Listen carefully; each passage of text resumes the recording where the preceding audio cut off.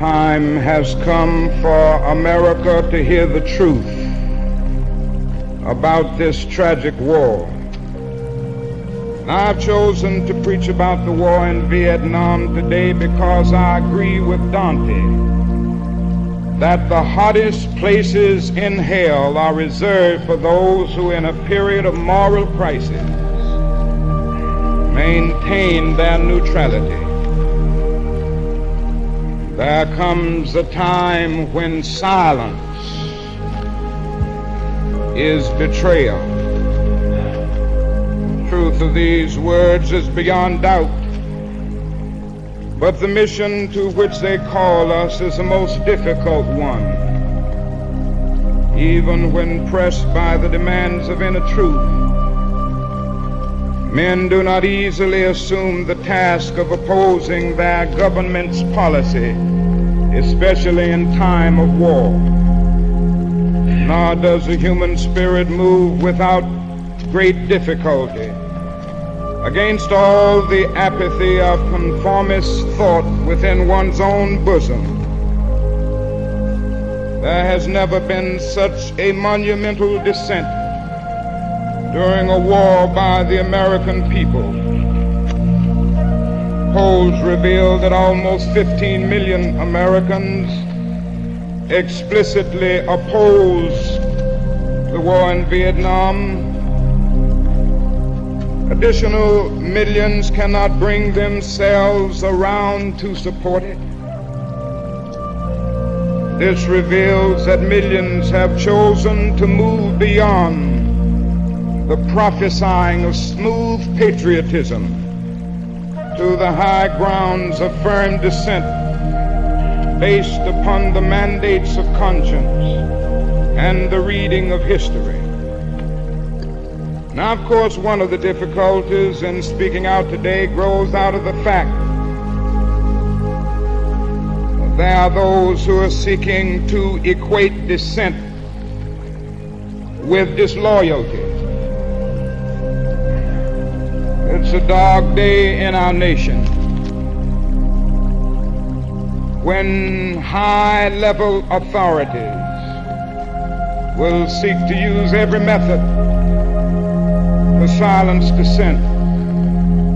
Something is happening and people are not going to be silent. The truth must be told.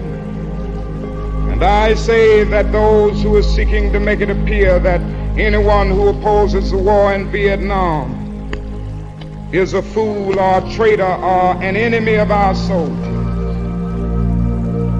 is a person who has taken a stand against the best in our tradition. Many persons have questioned me about the wisdom of my path. Why are you speaking about the war, Dr. King? Why are you joining the voices of dissent? Peace and civil rights don't mix, they say. So this morning I speak to you on this issue because I am determined to take the gospel seriously. There is at the outset a very obvious and almost facile connection between the war in Vietnam and the struggle I and others have been waging in America. A few years ago, there was a shining moment in that struggle. It seemed as if there was a real promise of hope for the poor, both black and white, through the poverty program. Then came the build-up in Vietnam. And I watched the program broken as if it was some idle political plaything of a society gone mad on war. And I knew that America would never invest the necessary funds or energies in rehabilitation of its poor so long as adventures like Vietnam continue to draw men and skills and money like some demonic destructive suction tube.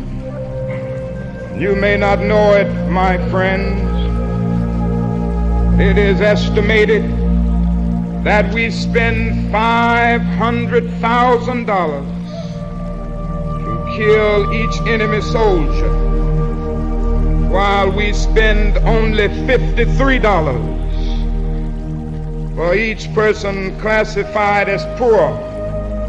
And much of that $53 goes for salaries to people who are not poor. So I was increasingly compelled to see the war as an enemy of the poor and attack it as such. Perhaps a more tragic recognition of reality took place when it became clear to me that the war was doing far more than devastating the hopes of the poor at home. It was sending their sons and their brothers and their husbands to fight and die in extraordinarily high proportion relative to the rest of the population. We were taking the black young men who had been crippled by society, sending them 8,000 miles away to guarantee liberties in Southeast Asia, which they had not found in Southwest Georgia and East Holland. So we have been repeatedly faced with the cruel irony of watching Negro and white boys on TV screens as they kill and die together for a nation that has been unable to seat them together in the same schoolroom. So we watch them in brutal solidarity, burning the huts of a poor village. We realize that they would hardly live on the same block in Chicago or Atlanta. As I have walked among the desperate, rejected, and angry young men, I have told them that Molotov cocktails and rifles would not solve their problem. But they ask, and rightly so, what about Vietnam? They ask if our own nation wasn't using massive doses of violence to solve its problem. And I knew that I could never again raise my voice against the violence of the oppressed in the ghettos without having first spoken clearly to the greatest purveyor of violence in the world today, my own government. America and most of its newspapers applauded me in Montgomery. I stood before thousands of Negroes getting ready to riot when my home was bombed. Said, we can't do it this way. They applauded us in the sit-in movement. We nonviolently decided to sit in at lunch counters. They applauded us on the freedom rides when we accepted blows without retaliation. Oh, the press was so noble in its applause and so noble in its praise when I was saying, be nonviolent toward Bull Connor. There's something strangely inconsistent about a nation and a press that will praise you when you say be nonviolent toward Jim Clark, but will curse and damn you when you say be nonviolent toward little brown Vietnamese children. There's something wrong with that press.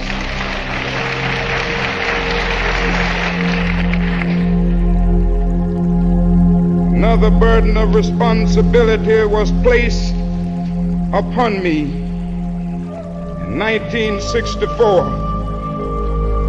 I cannot forget that the Nobel Peace Prize was not just something taking place, but it was a commission to work harder than I had ever worked before for the brotherhood of man. This is a calling that takes me beyond national allegiances, but even if it were not present, I would yet have to live with the meaning of my commitment to the ministry of Jesus Christ. To me, the relationship of this ministry to the making of peace is so obvious that I sometimes marvel at those who ask me why I am speaking against the war. Could it be that they do not know that the good news was meant for all men, for communists and capitalists, for their children and ours, for black and white, for revolutionary and conservative? Have they forgotten that my ministry is in obedience to the one who loved his enemies so fully that he died for them? What then can I say to the Viet Cong or to Castro or to Mao as a faithful minister to Jesus Christ? Can I threaten them with death? Or must I not share with them my life? But there will be no meaningful solution until some attempt is made to know these people and hear their broken cries. Who are we supporting in Vietnam today? It's a man by the name of General Key, who fought with the French against his own people, and who said on one occasion that the greatest hero of his life is Hitler. This is who we are supporting in Vietnam today. Oh, our government and the press generally won't tell us these things, but God told me to tell you this morning. The truth must be told.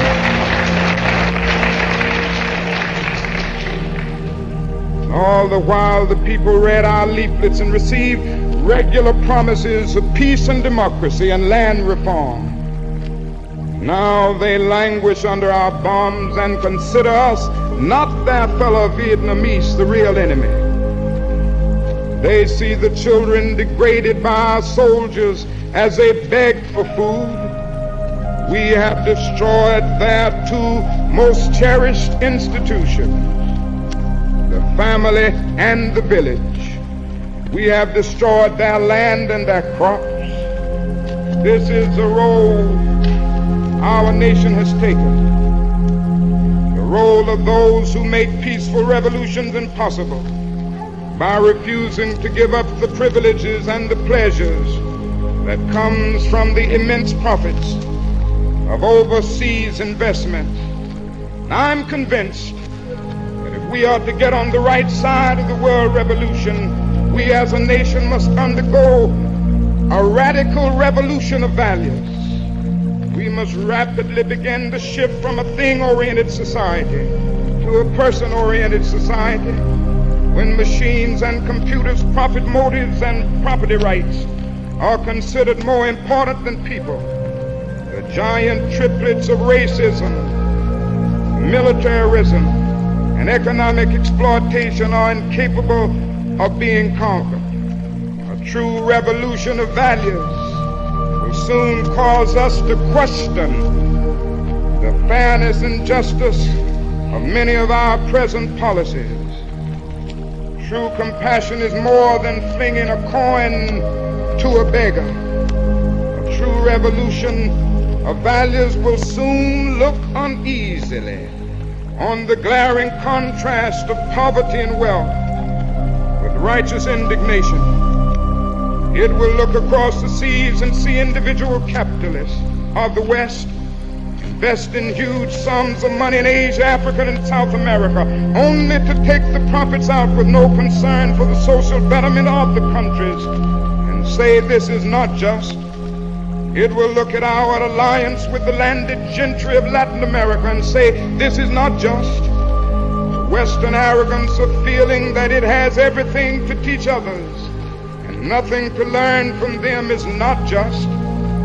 True revolution of values will lay hands on the world order and say of war, this way of settling differences is not just. This business of burning human beings with napalm, filling our nation's homes and with orphans and widows, of injecting poisonous drugs of hate into the veins of peoples normally humane, sending men home from dark and bloody battlefields, physically handicapped and psychologically deranged, cannot be reconciled with wisdom, justice, and love. A nation that continues year after year to spend more money on military defense than on programs of social uplift is approaching spiritual death. It is a sad fact that because of comfort, complacency, a morbid fear of communism, our proneness to adjust to injustice, the Western nations that initiated so much of the revolutionary spirit of the modern world have now become the arch anti-revolutionaries. Our only hope today lies in our ability to recapture the revolutionary spirit and go out into a sometimes hostile world, declaring eternal hostility to poverty, racism, and militarism. A genuine revolution of values means in the final analysis that our loyalties must become ecumenical rather than sectional. Every nation must now develop an overriding loyalty to mankind as a whole in order to preserve the best in their individual societies. This calls for a worldwide fellowship that lifts neighborly concern beyond one's tribe, race, class, and nation is in reality a call for an all-embracing, unconditional love for all men. This oft misunderstood and misinterpreted concept, so readily dismissed by the niches of the world as a weak and cowardly force, has now become an absolute necessity for the survival of mankind. Let me say finally that I oppose the war in Vietnam because I love America. I speak out against this war not in anger, but with anxiety and sorrow in my heart, and above all with a passionate desire to see our beloved country stand as the moral example of the world. I speak out against this war because I'm disappointed with America. And there can be no great disappointment where there is no great love. I'm disappointed with our failure to deal positively and forthrightly with the triple evils of racism, economic exploitation, and militarism. We are presently moving down a dead-end road that can lead to national disaster. America has strayed to the far country of racism and militarism. All men are made in the image of God. All men are brothers. All men are created equal. Every man is an heir to a legacy of dignity and worth. Every man has rights that are neither conferred by nor derived from the state. They are God-given. Out of one blood, God made all men to dwell upon the face of the earth. What a marvelous foundation for any home. What a glorious and healthy place to inhabit. But America strayed away. This unnatural excursion has brought only confusion and bewilderment. It has left hearts aching with guilt and minds distorted with irrationality. It is time for all people of conscience to call upon America. Come back home. Come home, America. I call on Washington today. I call on every man and woman of goodwill all over America today. I call on the young men of America who must make a choice today. Take a stand on this issue. Tomorrow may be too late. And don't let anybody make you think that God chose America as his divine messianic force to be a sort of policeman of the whole world. God has a way of standing before the nations with judgment, and it seems that I can hear God saying to America, you are too arrogant. Now, it isn't easy to stand up for truth and for justice. Sometimes it means being frustrated. When you tell the truth and take a stand, And you see a name. sometimes it means losing a job. Oh, it's Roy. Okay. Means being abused and scorned. So I totally know this. May mean having a 7 or 8-year-old child asking your daddy, why do you have to go to jail so much? I've long since learned that to be a follower of Jesus Christ means taking up the cross. My Bible tells me that Good Friday comes before Easter. For the crown we wear, there is the cross that we must bear. Let us bear it. Bear it for truth. Bear it for justice. Bear it for peace. Let us go out this morning with that determination. And I have not lost faith. I'm not in despair. I haven't lost faith because the arc of the moral universe is long, but it bends toward justice. We shall overcome because the Bible is right. You shall reap what you sow. This faith, we will be able to speed up the day when justice will roll down like waters and righteousness like a mighty stream. This faith, we will be able to speed up the day when the lion and the lamb will lie down together, and every man will sit under his own vine and fig tree, and none shall be afraid, because the words of the Lord have spoken it. With this faith, we will be able to speed up the day when all over the world we will be able to join hands and sing in the words of the old Negro spiritual, free at last, thank God Almighty, we are free at last. With this faith, we'll sing it as we are getting ready to sing it now. Men will beat their swords into plowshares and their spears into pruning hooks. Nations will not rise up against nations, neither shall they study war. You need to quit saying we, man. Anymore. I got 10 bucks in my pocket. And I don't know about you. I ain't gonna study war no more. Honestly, Jay just got out. Friendly reporter, they might just say, you out. But then we gotta like beat them and like find out their names. I mean, I guess we could. Look at that Horse horse. there. That's a horse. Yeah, they have stables in the French